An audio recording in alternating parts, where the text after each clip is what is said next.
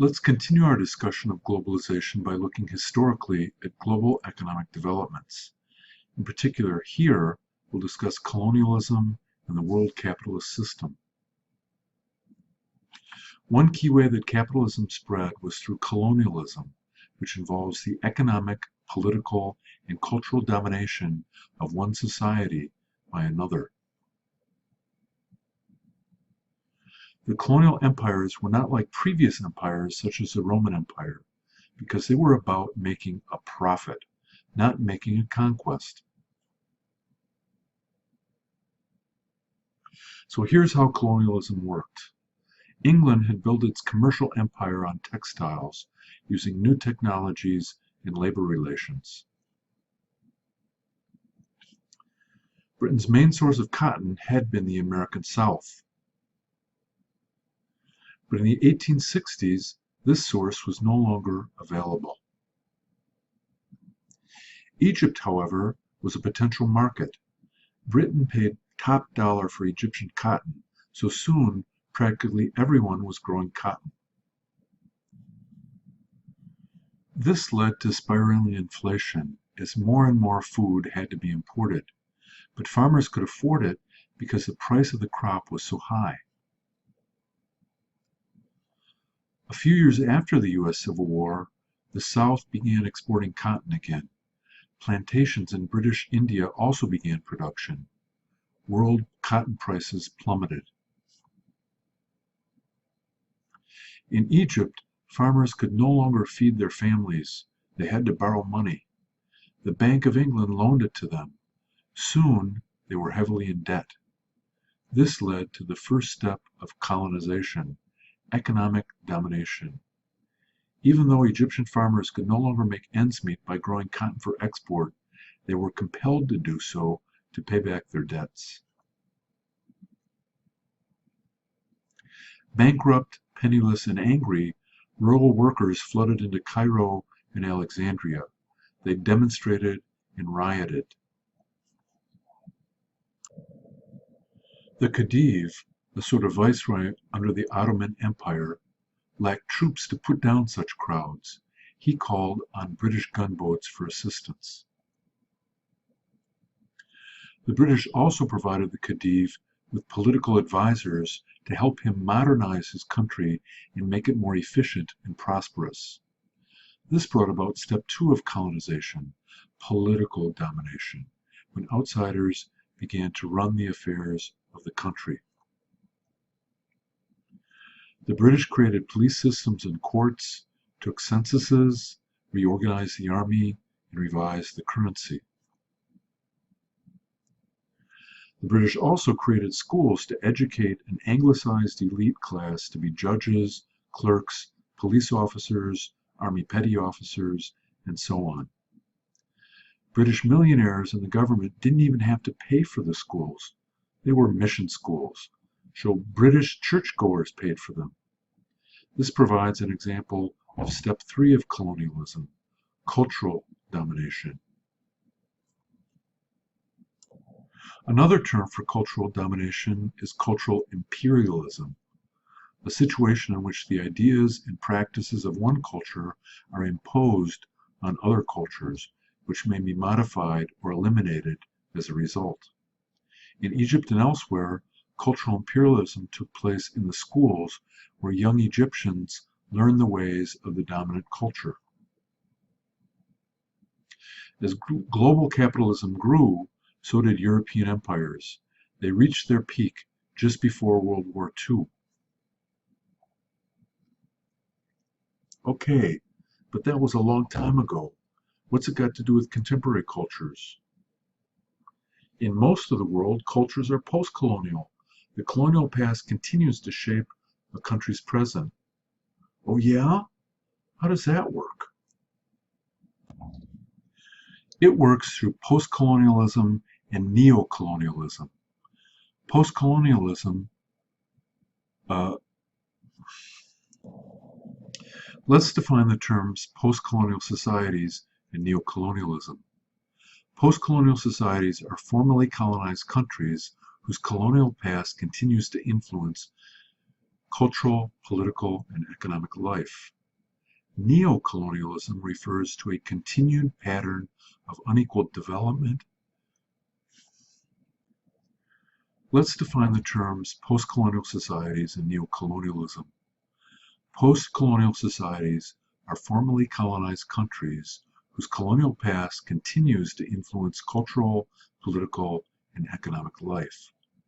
Neocolonialism refers to a continued pattern of unequal economic, political, and cultural relations despite the formal end of colonial control. Ever hear of a place called Iraq? Let's illustrate how colonialism continues to shape post-colonial countries by examining the case of Iraq, a place that has seen much U.S. military involvement in recent decades. To begin, we need to go back to the early 20th century when Iraq was still part of the Turkish Ottoman Empire, which had originally conquered Mosul in the north, Baghdad in central Iraq, and Basra in the south in the 16th century. In the early 20th century, as global interest in oil grew, British oil interests coveted vast oil reserves in present-day Iraq. When the Ottoman Empire collapsed during World War I, the British invaded Mesopotamia, then still under Ottoman control. By 1917, after a series of battles, the British had occupied Baghdad. By the end of World War I, the Ottoman Empire had surrendered. In 1919, while Arabs voiced their desire for independence, the British drew the borders of modern Iraq to fit their colonial interests in the region. These boundaries served Britain's short-term interests, but excluded present-day Kuwait and also contributed to later political conflicts in the region, particularly tensions between Kurds and Sunni in the north and majority Shia in the south. The British colonial mandate formally ended in 1932, but the British remained influential in Iraq for several more decades. The monarchy, until its overthrow in 1958, maintained close ties to the Western powers. Let's jump ahead to 1990 and the first Gulf War. The United States and its Western allies went to war with Iraq in part because the British didn't include Kuwait in their kingdom. That's one way colonialism still shapes the present. When Saddam Hussein invaded Kuwait in August 1990, he argued that he was reuniting the country. One way to think of Iraq's history is as a series of so-called liberations from unpopular rule, both external and internal. In 1918, British create Iraq, liberating its people from the Ottoman Empire. In 1933, the colonels liberate the Iraqi people from the monarchy.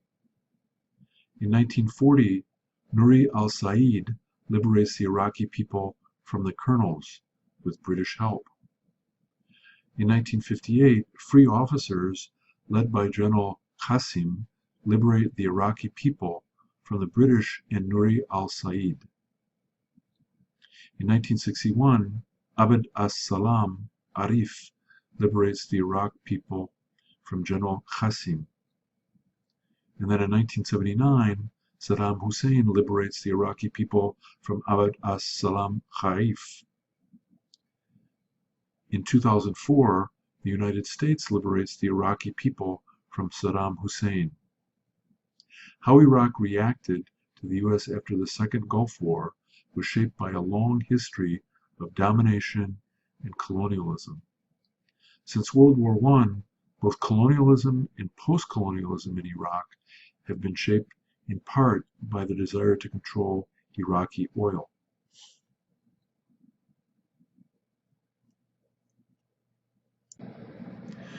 As Europe was ending colonial rule in the mid-20th century, colonial discourses were replaced by the ideology of development. The goal was to make every society on Earth look more like North America and Europe. Critics of this development ideology argued that it was motivated with the same ethnocentric imperialistic views as colonialism.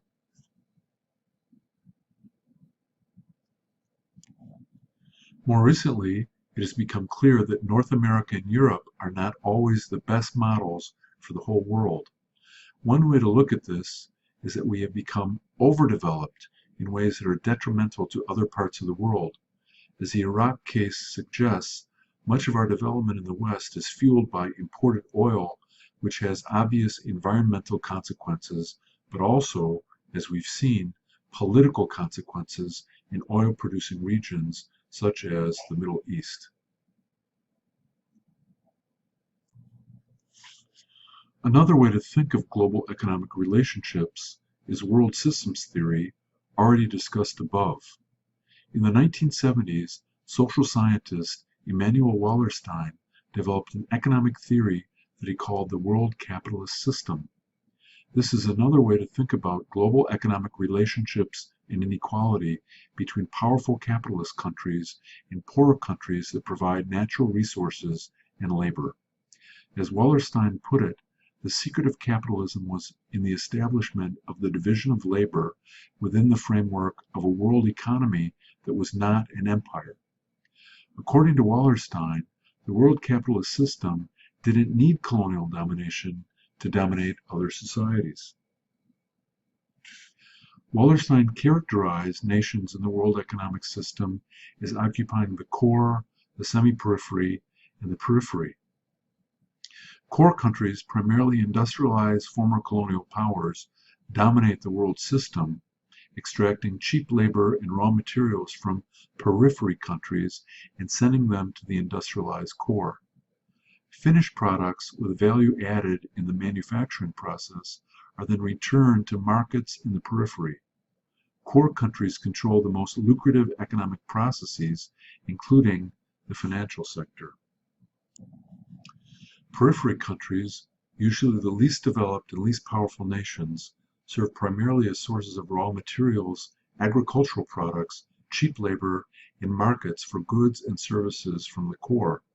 Economic, political, and military power ensures the steady transfer of wealth, natural resources, and human resources to the core, contributing to underdevelopment. Semi-periphery countries occupy the middle position.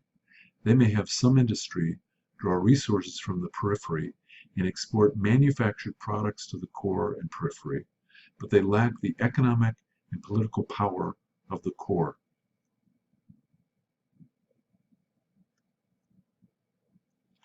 Core and periphery are not necessarily geographically isolated from one another.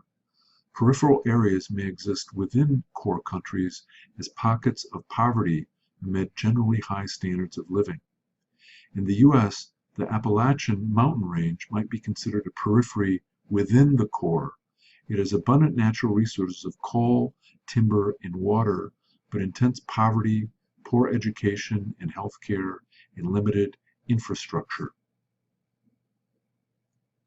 Over the past 40 years, globalization has complicated the neat categories of Wallerstein's theory.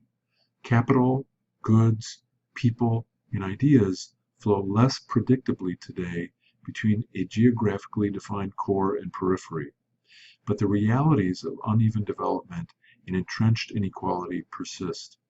Fully 80% of the world's population lives in developing nations decades after the end of colonialism. Let's briefly review a few key features of capitalism before looking at how people have historically resisted and adopted capitalism, molding it to their needs. One way to think about capitalism is as a specific mode of production that includes the market economy, specific ways of organizing production, as well as particular kinds of class relations. We'll talk more about modes of production systems in the module on economic systems. Here, I like to offer a definition of modes of production. Anthropologist Eric Wolf defined mode of production as a specific, historically occurring set of social relations through which labor is deployed to wrest energy from nature by means of tools, skills, organization, and knowledge.